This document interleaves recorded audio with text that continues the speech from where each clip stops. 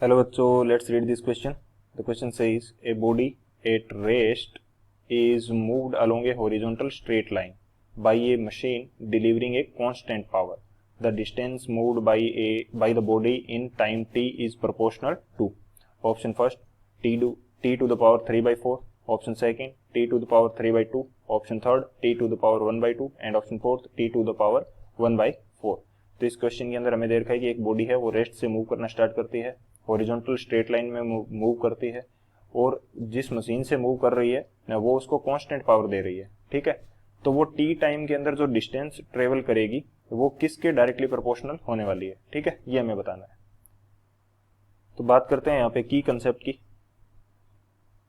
की कंसेप्ट हमारे पास इस क्वेश्चन के लिए क्या रहेगा. फर्स्ट की कंसेप्ट हम यूज करने वाले हैं कि सबसे पहले पावर की बात की जा रही है. तो पावर क्या होगा हमारे पास, पावर ये हमारे पास हो जाएगा फोर्स इंटू वेलोसिटी.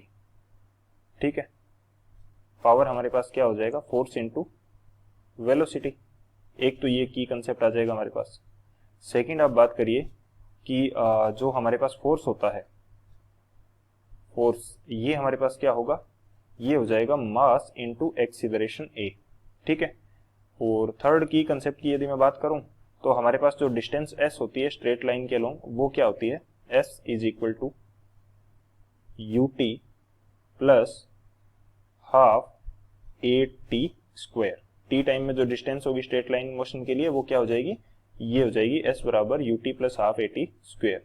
ये हमारे लिए क्या होगी, डिस्टेंस होगी.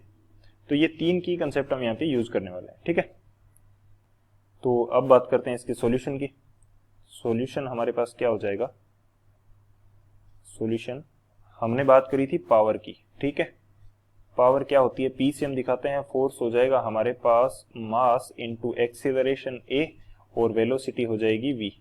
ठीक है, अब एक चीज आप देखिए कि हमें रेस्ट से बताया है तो इनिशियल वेलोसिटी जो यू है वो हमारे पास है 0. ठीक है, तो आप v का फॉर्मूला आप लगा सकते हो, v बराबर u प्लस ए टी. ठीक है, तो u तो है 0, तो v बराबर क्या हो जाएगा 80. v बराबर हमारे पास हो गया 80, तो ये मैं फॉर्मूला में यूज कर सकता हूँ. p बराबर हमारे पास हो जाएगा मास गुणा एक्सीलरेशन और ये हो जाएगा यहाँ से ए टी. तो p बराबर हमारे पास कितना आ गया, मास इंटू एक्सीलरेशन का स्क्वायर इंटू टी. ठीक है, तो p बराबर हमारे पास क्या आया था, p बराबर हमारे पास आ गया था मास इंटू एक्सीलरेशन का स्क्वायर इंटू टी. यहाँ से आप एक्सीलरेशन का स्क्वायर निकालोगे तो ये हमारे पास आ जाएगा p बट्टे मास इंटू टी, और यहाँ से a निकालोगे तो ये आ जाएगा p बट्टे मास इंटू टी एंड इसका क्या आ जाएगा अंडर रूट. ये a आ गया. ठीक है, अब हम अप्लाई कर देते हैं जो हमारे पास डिस्टेंस का फॉर्मूला होता है वो s बराबर you T plus half A T square. ठीक है, u 0 है तो ये पूरी वैल्यू क्या हो जाएगी, 0 हो जाएगी. तो s बराबर क्या आ जाएगा, हाफ ए टी स्क्वायर.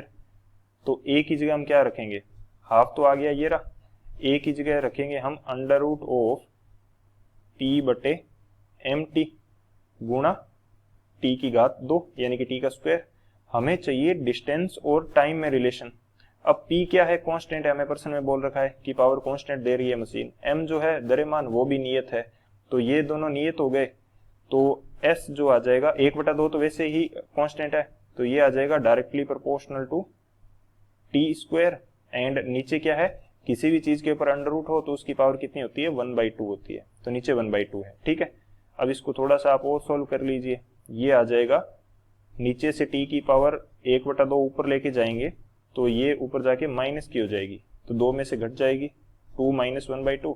तो 2 माइनस 1/2 करेंगे तो ये हमारे पास आ जाएगा t टू द पावर 3/2. तो जो हमारे पास डिस्टेंस है वो किसके डायरेक्टली प्रोपोर्शनल आ रही है, t टू द पावर 3/2 के डायरेक्टली प्रोपोर्शनल आ रही है. ठीक है, तो ये हमारा क्या होगा, फाइनल आंसर हो जाएगा. कौन से ऑप्शन से मैच कर रहा है ये भी देख लेते हैं. तो ऑप्शन की यदि आप बात करोगे तो जो बी ऑप्शन है t टू द पावर 3/2 उससे मैच कर रहा है, तो बी ऑप्शन हमारा क्या होगा, करेक्ट होगा. सो ऑप्शन बी हमारा क्या होगा, फाइनल आंसर होगा. फाइनल आंसर हमारा क्या हो जाएगा, ये हमारा हो जाएगा ऑप्शन बी। ठीक है, I hope you understood it well. Thank you, keep learning with PW.